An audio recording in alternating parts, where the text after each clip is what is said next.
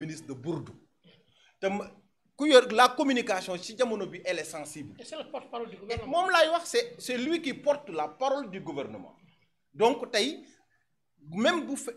te lu ma gën a metti mooy boo defee ay bourdam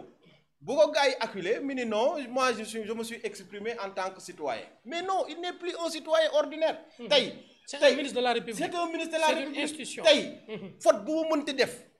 mais pour nga poursuivre ko boo amul autorisation du ministre du président mënoo ko jàpp. il n'est pas un citoyen ordinaire. war na ko mën a xam ni tey il bénéficie même d'une juridiction de privilège.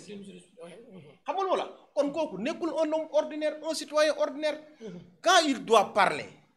war na xool li nga xam ni mooy l'intérêt de ce pays là te luñ ko dénk franchement d'accord war a doy mbubb ak tubéy. quand vous êtes dans un pays on vous donne un secteur aussi sensible que l'enseignement professionnel nga war a xalaat xool les voies et moyens ba régler l'employabilité de ces jeunes là des millions de ces jeunes là yu nga xam ni mënuñu te di xaar parce que dañuy wax chômeur mais tey ñu nga xam ne am nañu qualification pour am liggéey Sénégal 10 ndaw yoo ci jël mais 7 ñi amuñu qualification yow boo ñëwee si réew moomu ñu jox la ko mais mel ni la loolu war na laa say as 24 da nga ko war a consacrer ci loolu te saa boo waxee mu nekk li nga xam ni c'est dans l'intérêt de cette jeunesse là c'est dans l'intérêt de ce pays là mais à chaque fois que vous ouvrez votre bouche là mu nekk ay bourde yu nga xam ne moom ngay génne ñëpp dara comment un ministre de la République dans un pays bi nga xam ni les pouvoirs y a une séparation de pouvoir yow nga nekk dans l'exécutif un dossier bi nga xam ni c'est un dossier judiciaire pendant devant la justice comment tu peux te prononcer là-dessus et loolu c'est la marque des pacifiens les dossiers yi da ngay gis li nga xam ni moom la justice war a def et ñoom ba ñu nekkee ci pouvoir bi doon wax oui la justice doit être indépendante la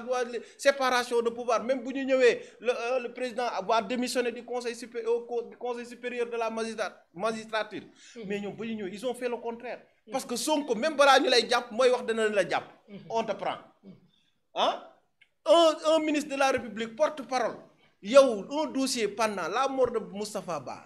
ce dossier procureur ubbi na ci enquête du xool mais bon Dieu pourquoi nga ci prononcé wu mais c'est xam nga dañuy bëgg buzz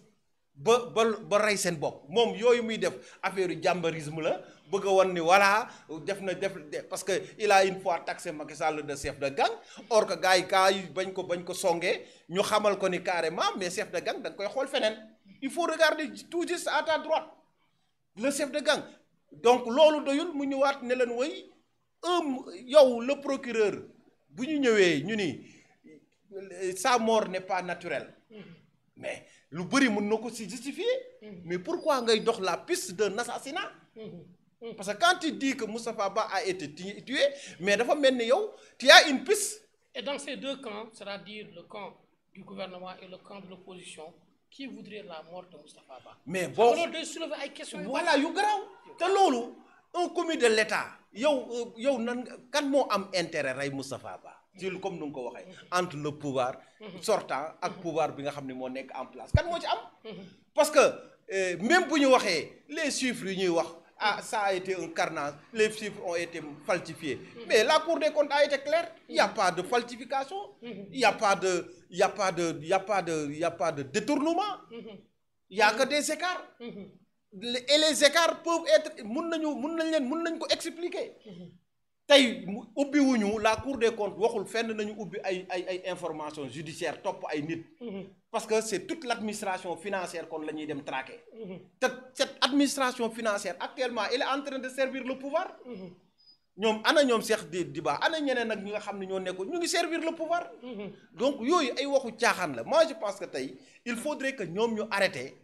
maanaam cette diversion là je comprends parce que boo xoolee tey ba ñu toogee ça fait 1 an tey boo laajee sénégalais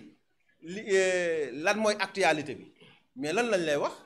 actualité sénégalais yi mooy proposition de loi bi mooy waxu sare bi mais loolu mooy bëgg nëbb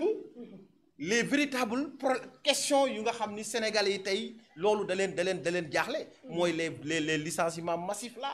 la cherté de la vie mais les promesses yu nga xamoon waxoon nañ ko pour améliorer les conditions mais yooyu mooy les problématiques qu'on parle d'économie. mais nag kon ñu doog a defagum ah. waaw mais non waaw mais je pense que tey les débats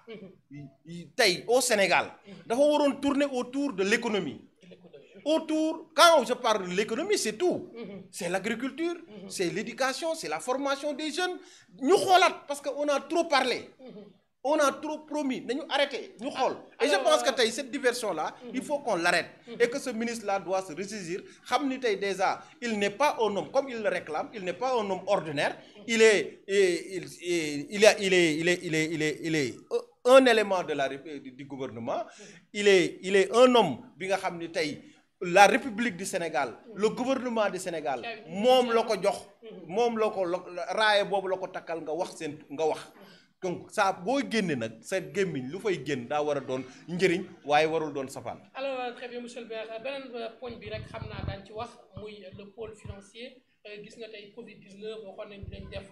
li ñu gën a jaaxal ne woon nañ dinañ ci def ay gëstu yi am na benn artiste comédien boo xam ne jàpp nañ ko ne nañu dafa monté un dossier frauduleux ba encaissé 8 millions et poussière kooku arrêté nañ ko mu mel ni tey Covid dans le monde parce que dañu gis les fonds Covid adduna bi yëpp parce que c'était une pandémie boo xamante ne c'était mondial adduna bi yëpp gisatuñu kenn ko wax ci wàllu Covid. ci fonds Covid mais tey Sénégal mu mel ni ñi fi nekkoon dañoo jëloon fonds Covid bi def ci maanaam yaataa yumbee lu leen neex. parce que tey bu ñu demee ba gis ñoo xam ne dañu monter ay dossiers ñu financer leen loo xamante ne alalu askan la je pense que loolu war nañu ko war a defe naa dossiers yooyu ñoo war a gën a nekk ci kaw. que dossiers yi nekk ci suuf. mais moom laa lay wax xam nga les priorités sont ailleurs tey Sénégal même le pôle financier boobu